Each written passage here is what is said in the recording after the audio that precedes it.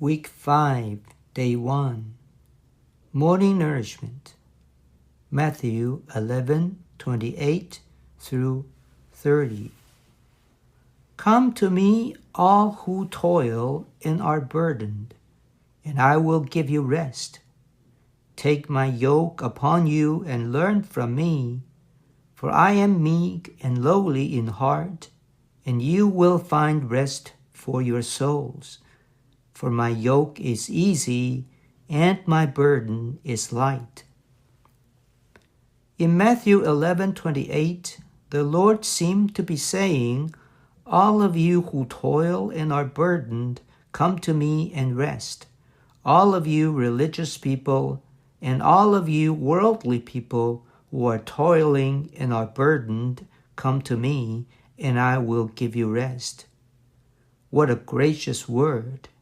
The toil mentioned in verse 28 refers not only to the toil of striving to keep the commandments of the law and religious regulations, but also to the toil of struggling to be successful in any work. Whoever toils thus is always heavily burdened. After the Lord extolled the Father, acknowledging the Father's way, and declaring the divine economy, he called this kind of people to come to him for rest.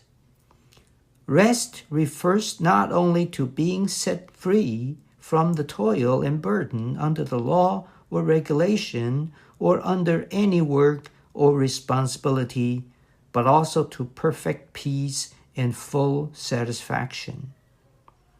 Today's reading. In Matthew 11:29 and 30, we have the way to rest. To take the Lord's yoke is to take the will of the Father. It is not to be regulated or controlled by any obligations of the law or religion, or to be enslaved by any work, but to be constrained by the will of the Father. The Lord lived such a life, caring for nothing but the will of his Father. He submitted himself fully to the Father's will.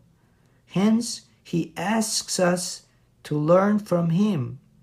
God's will is our yoke. Thus, we are not free to do as we please. Rather, we are yoked. Young people, do not think that you are so free or liberated. In the Lord's recovery, we all have been yoked. How good it is to be yoked. The Lord's yoke is easy, and his burden is light.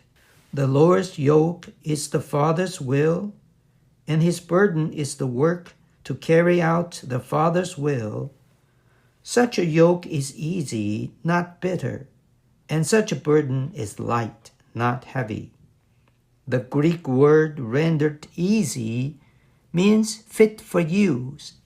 Hence, good, kindly, mild, gentle, easy, pleasant, in contrast to hard, harsh, sharp, and bitter.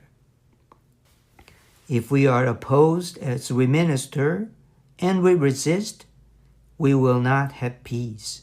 But if instead of resisting, we submit to the will of the Father, testifying that the opposition is of the Father, we will have rest in our souls. John the Baptist did not regard his imprisonment as of the Father, therefore he was not at rest. If he had realized that his imprisonment was due to the Father's will, he would have been at rest, even in prison. Christ, the heavenly King, always submitted to the Father's will, taking God's will as his portion and not resisting anything. Hence, he was always at rest. We must learn of him and always take this view.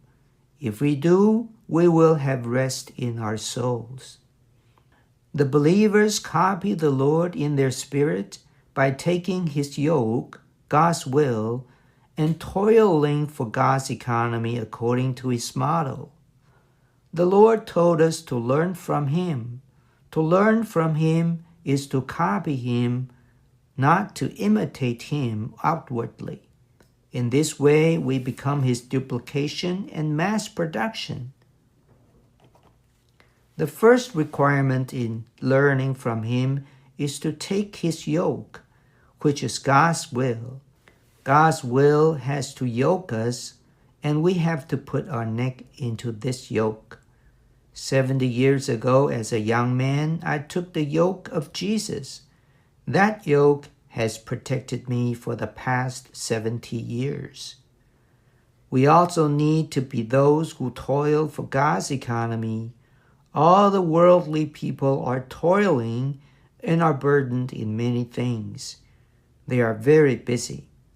The Lord is calling those who are toiling, who are burdened, and who have no rest or satisfaction to come to Him so that He can give them the real rest with satisfaction.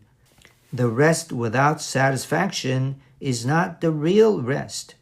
We take His yoke and toil for God's economy according to His model, following Him in His footsteps.